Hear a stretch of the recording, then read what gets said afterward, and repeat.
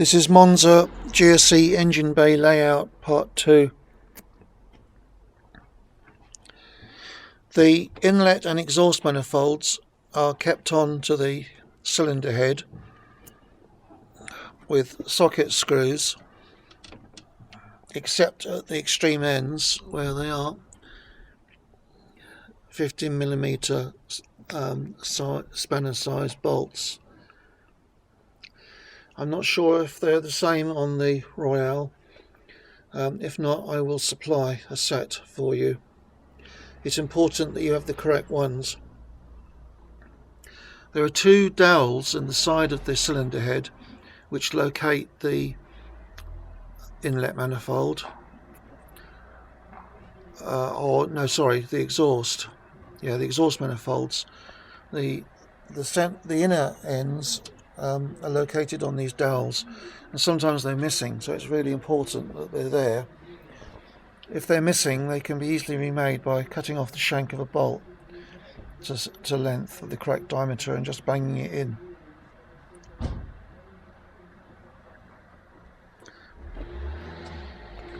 Note how there's a spring there for the throttle crank return that fixes to the inlet manifold with a 10mm spanner size M6 bolt and a little metal bracket, which I think you can,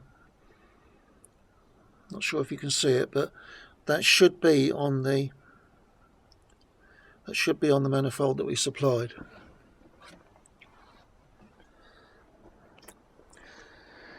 The water hoses, they come up from the water pump, and then there's a T-piece which I'm homing in on now, aluminium T-piece with 3 hose branches. The top one is the heater return. The one that goes along by the distributor goes to the expansion tank. Now, if you're retaining the original Royale radiator and header tank, you're going to have to rearrange the hoses somehow. I haven't thought that one through yet. It's actually quite a long time since I had a Royale here, and I can't remember off the top of my head exactly how the hoses go. But obviously it does need some rearrangement.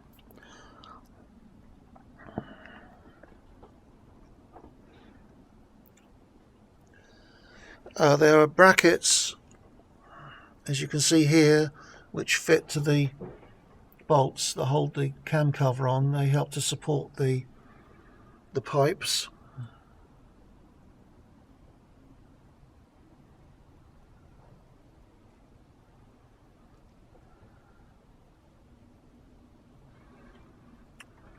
Note the breather pipe here, which goes around and onto the spigot on the side of the cam cover.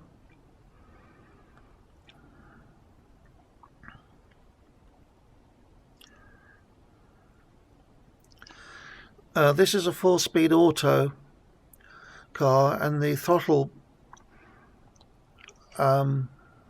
bracket arrangement is slightly different to that on the 3-speed auto. On the 3-speed auto, the kickdown cable is fed down to the throttle pedal in the cabin, whereas on the 4-speed auto, the kickdown cable is actuated by the throttle body here. So you need to ignore that on this car. This greeny yellow pipe here goes from the throttle body, it's a vacuum pipe, to this switch on the bulkhead, and that is connected to the ignition timing module, which is over here, and is screwed to the left hand inner wing behind the turret top.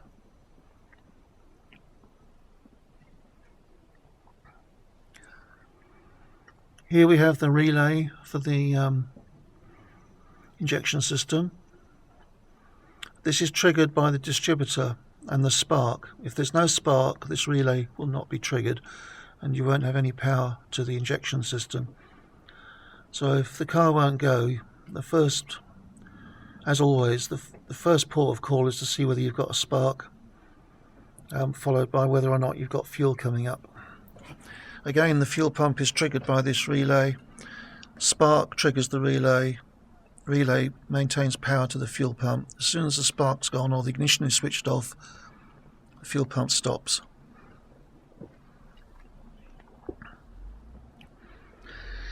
And down here we have the coil together with the ignition control unit, which is behind it. That is screwed to the inner wing. And again, I can't remember exactly how the Royale is arranged, but I think it goes in the same place, but obviously has an earlier ignition system with a different ignition control unit on those that on the later Royales. On the early Royales, it's the old-fashioned contact points distributor.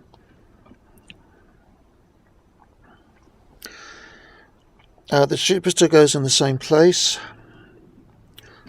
The rotor arm can go in two ways. Only one way is correct. Normally it will point to number one lead on the firing stroke. One very important thing to remember on these engines, and it applies also to the four-cylinder version using the Manta, is that the valve timing is set up on number 6 cylinder, not on number 1. So if you've rebuilt the engine or replaced the cylinder head and set up all the valve timing with maybe a new chain and stuff like that, you've then got to turn the crankshaft one complete revolution to bring the firing stroke back to number 1. Then you can set the ignition timing. I'll explain how to do the ignition timing in a separate video.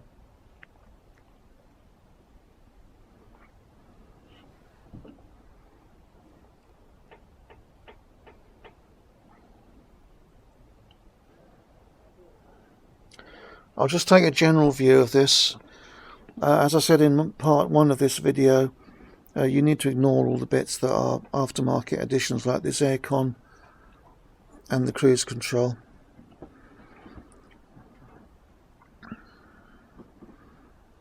And again, there's a water valve here for the heater, which is not on the standard car, so ignore that.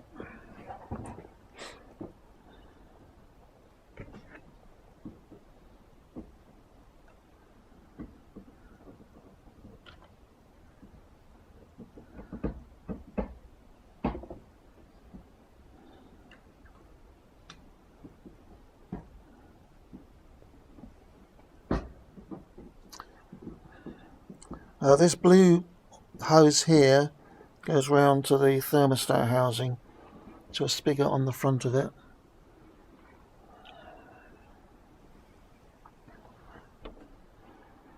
I'm hoping that you can get away with retaining your existing radiator and header tank. Obviously, if you set it up exactly as it is in this car, with the hoses exactly as they are, you'll need a different radiator and a different header tank.